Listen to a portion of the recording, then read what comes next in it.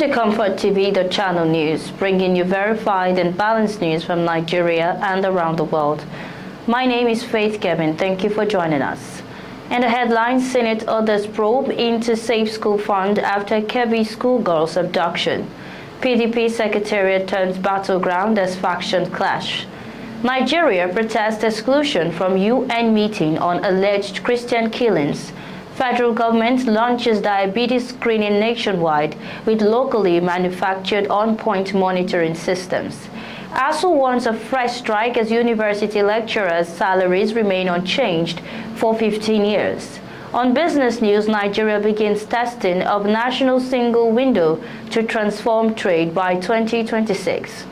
Lagos State government rewards 33 young agripreneurs with 150 million naira for agricultural innovation. On the foreign scene, Finland faces EU oversight as public debt set to exceed 90% of GDP. China suspends Japanese seafood imports amid Taiwan disputes.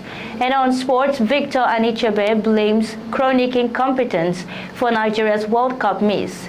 Curacao becomes smallest nation ever to qualify for World Cup. Now the news. The Senate has launched a full-scale investigation into the Safe School Fund following the abduction of 25 schoolgirls in Kebbi State, renewing concerns over why billions allocated to secure educational institutions have not prevented recurring attacks. During plenary, lawmakers also urged President Bola Tinubu to approve the recruitment of at least 100,000 additional military personnel to strengthen the national response to insurgency, banditry, and targeted assaults on schools. The upper chamber resolved to set up an ad hoc committee comprising members of this Committee on Finance, Education, Defense, Army, and Navy. The panel is to examine the implementation of the Safe School program, its funding structure, expenditure records, and the operational failures that have left many schools vulnerable.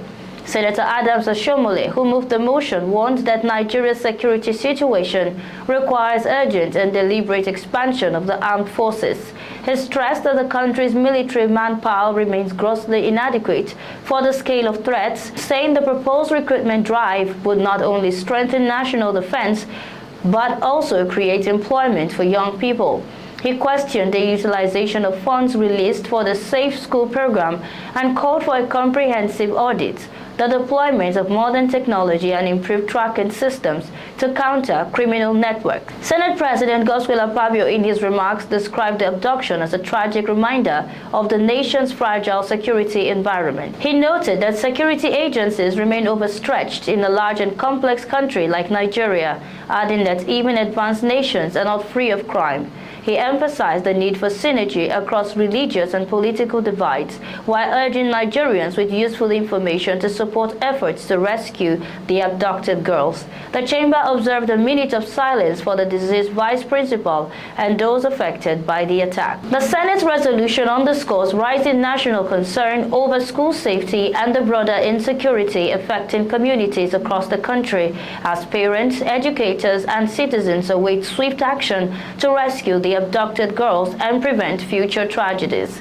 Meanwhile, the National Association of Nigerian Students, NANS, has urged the federal government to take immediate and decisive action following attack. The association described the incident as a devastating assault on the nation's conscience and a stark reminder of the worsening insecurity facing schools across the country. According to NANS, the killing and mass abduction cast a dark cloud over a day intended to honor student resilience and the promise they represent. It also wished a swift recovery to an injured staff member and expressed solidarity with the parents and families of the abducted students, assuring them that the entire Nigerian students community stood with them in prayer and grief. Chaos erupted at the People's Democratic Party PDP National Secretariat in Abuja when a confrontation between rival factions triggered heavy police tear gas fire, forcing governors, party officials, and journalists to flee for safety, Trouble began after a faction loyal to FCT Minister Nyesom Wike scheduled his board and NEC meetings for the same day the Kabiru Turaki-led National Working Committee had fixed its inaugural session. Police fired tear gas to break up the confrontation, but the crisis intensified when Minister Wike's convoy entered the compound.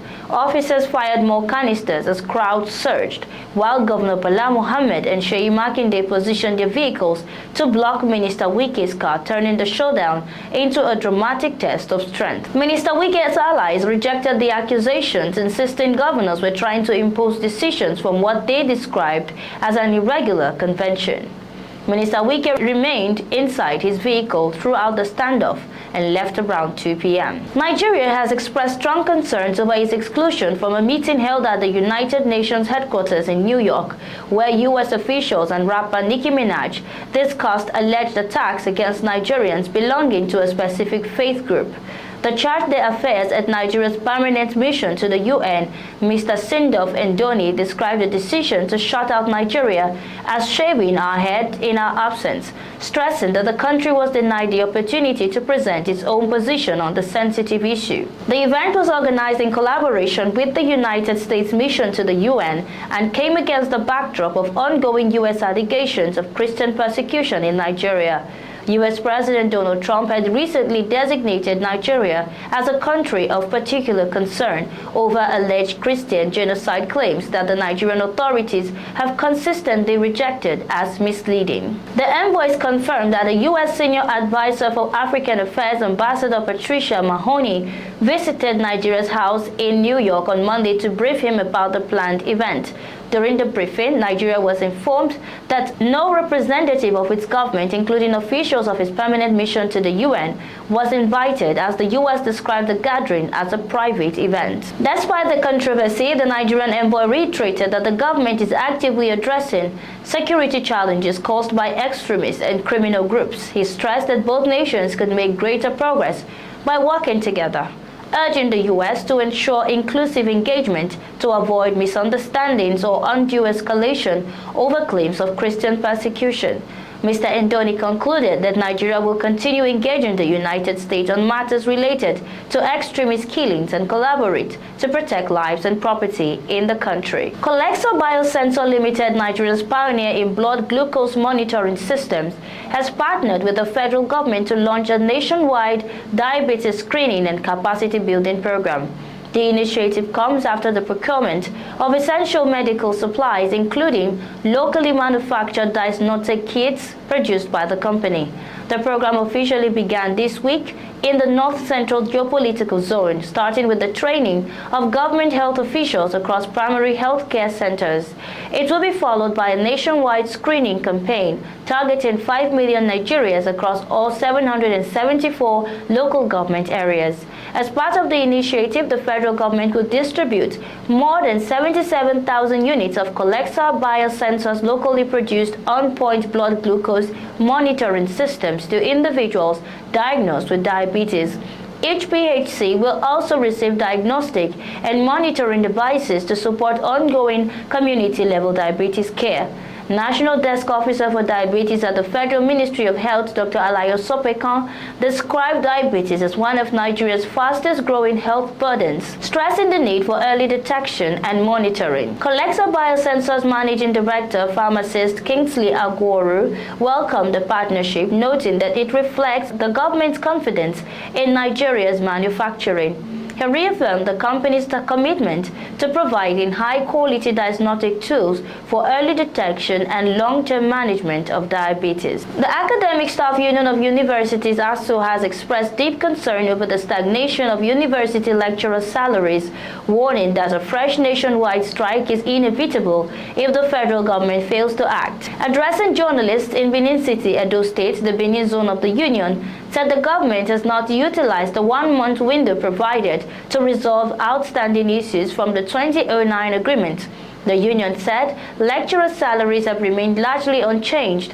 for more than 15 years despite adjustments in other sectors. According to the zonal coordinator, Professor Monday Igbafen, the proposed government salary increment is inadequate and cannot reverse the brain drain affecting Nigerian universities. He noted that the professor currently earns less than $400 per month, a scandalous undervaluation of Nigerian scholars.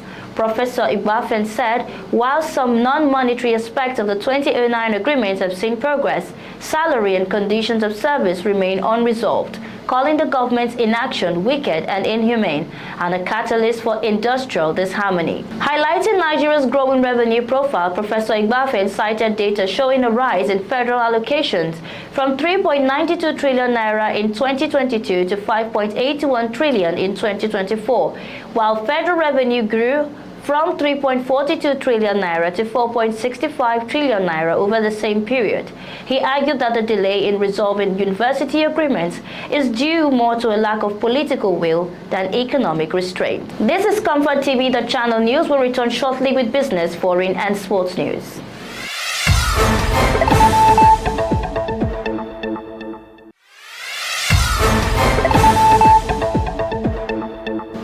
Many thanks for staying tuned. On to the world of business. The federal government has commenced user acceptance testing (UAT) for the National Single Window (NSW), engaging the first cohort of stakeholders to ensure the unified, technology-driven trade platform become operational by March 2026. Technology vendor Crimson Logic guided participating agencies through the NSW onboarding process, system navigation and operational framework aimed at streamlining Nigeria's trade ecosystem. Minister of Finance Wale Edun and FIRS Executive Chairman Zak Adedeji visited the UAT grounds to assess progress and interacted directly with agencies to understand their experiences during testing. Representatives from key regulatory and trade bodies, including the Nigerian Agricultural Quarantine Service (NAQS), Standards Organization of Nigeria (SON), National Environmental Standards and Regulation Enforcement Agency (NESREA), Nigeria Customs Service (NCS), and the Council for the Regulation of Freight Forwarding in Nigeria (CRFFN), alongside importers, exporters, clearing agents, and freight forwarders, participated in the inaugural session.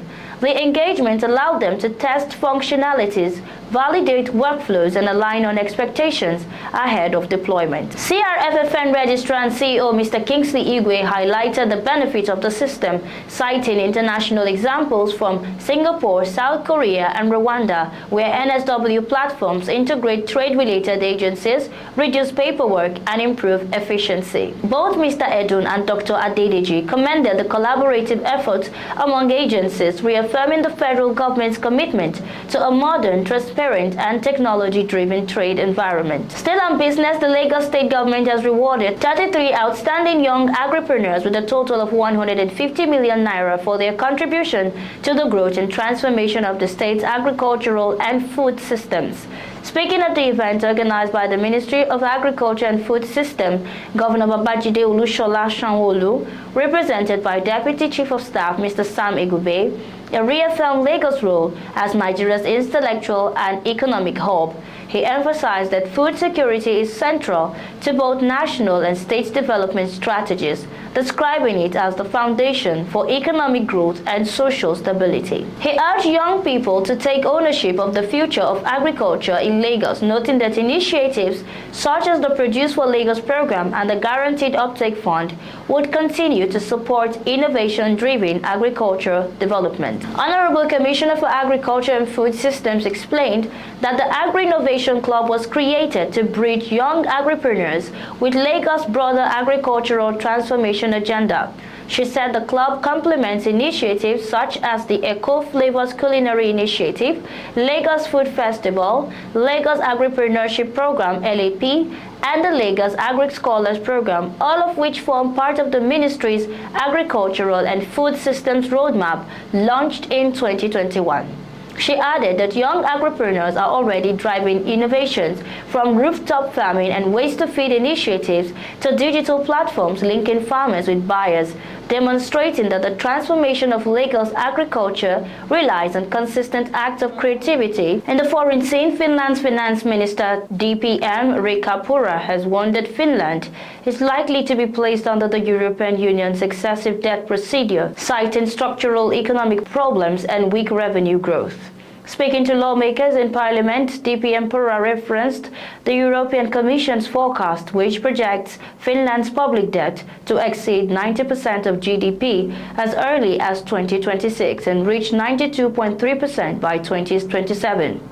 She said the procedure's application seemed very clear based on the figures.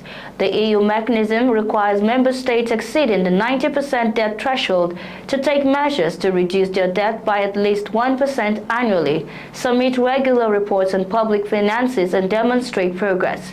Non-compliance can result in sanctions, although the threshold for penalties is high. The finance minister attributed the rise in debt not to defense spending but to slow revenue development relative to rapidly growing social welfare and benefit expenditures. She described the challenges as structural, warning that the next Finnish government will be obliged to take corrective action. The European Commission has also indicated that Finland's economy is stagnating and could become the sixth most indebted EU country by 2027, highlighting the urgency of addressing the nation's fiscal trajectory. Still on the foreign scene, China announced on Wednesday that it will suspend seafood imports from Japan, escalating tensions following remarks by Japanese Prime Minister Takeshi on Taiwan. The suspension targets Japanese aquatic products, with Beijing citing Tokyo's failure to meet supervisory obligations and provide necessary documentation for exports. Foreign Ministry spokeswoman Mao Ning said the suspension is a response to wrongful remarks by Prime Minister Takeshi, who stated on November 7 that any Chinese military action against Taiwan could be deemed a survival-threatening situation, justifying Japan's right to collective self-defense. Mao urged Japan to retract the statement and warned that failure to do so would trigger serious countermeasures with all consequences borne by Tokyo. The decision comes shortly after Japan Farmers Minister Norikazu Suzuki announced the resumption of seafood exports to China following Beijing's 2023 ban over Fukushima wastewater concerns. The suspension also coincides with a broader chill in bilateral relations, including travel advisories against Japan for Chinese citizens, cancellation of Japanese movie releases in China, and heightened diplomatic protest over social media comments by Chinese Consul General in Osaka. The dispute also extended to the international stage. At the UN General Assembly, Chinese ambassadors for Kong criticized Japan's bid for a permanent seat on the Security Council, calling it totally unqualified and condemning Prime Minister Takeshi's remarks as extremely erroneous and dangerous, undermining international norms and post-war order. On to sports, former Nigerian and Everton striker Victor Anichebe has highlighted systemic administrative failures as the main reason behind Nigeria's failure to qualify for the 2026 FIFA World Cup. The Super Eagles were eliminated after losing 3-4 on penalties to DR Congo, marking a second consecutive World Cup absence. Anichebe stressed that the problem lies in poor strategic planning and the placement of inexperienced officials in key positions, rather than solely corruption or misuse of funds. He argued that long-term planning and the development of sustainable systems are needed to achieve meaningful progress in Nigerian football. As Special Advisor on Sports to Nigerian Southeast Development Commission, Anichebe leads the Southeast Grassroots Recreation Infrastructure Development Program, which focuses on building sports infrastructure in schools and communities and identifying young talent. He emphasized that administrative reforms and proper foundations are critical before assigning former players to leadership roles within football governance. The former international urged stakeholders to implement strategies and build institutional capacity, warning that short-term solutions and reliance on past achievements will not deliver sustainable success for Nigerian football. The Caribbean island of Curacao made history by becoming the smallest country ever to qualify for the FIFA World Cup after holding Jamaica to a 0-0 draw in Kingston. With a population of just 156,000, Curacao withstood a relentless second-half attack from the Reggae Boys to secure the point they needed to clinch a spot in next year's expanded 48 tournament in the United States, Canada, and Mexico. The draw capped a remarkable campaign for the Blue Wave with 12 points from 6 matches, 1 point ahead of Jamaica. Curacao now surpasses Ireland, which qualified for the 2018 World Cup with a population of around 350,000 as the smallest nation to reach the global stage. And that's our news bulletin this morning. But before we go, here is a recap of our top stories. Senate others probe into Safe School Fund after Kebbi schoolgirls abduction. PDP Secretariat turns battleground as factions clash. Nigeria protests exclusion from UN meeting on alleged Christian killings. Federal government launches diabetes screening nationwide with locally manufactured on-point monitoring systems. ASU warns of fresh strike as university lecturers' salaries remain unchanged for 15 years. On business, Nigeria begins testing of national single window to transform trade by 2026. Lagos state government rewards 33 young agripreneurs with 150 million naira for agricultural innovation.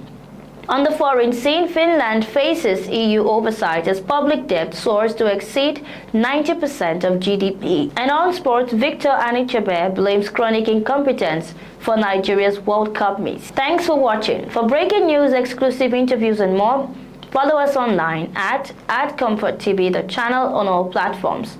Remember to like and share our videos, subscribe to our channel and click on the notification bell so you don't miss out on future updates. My name is Faith Kevin. Until next time, stay informed, stay connected.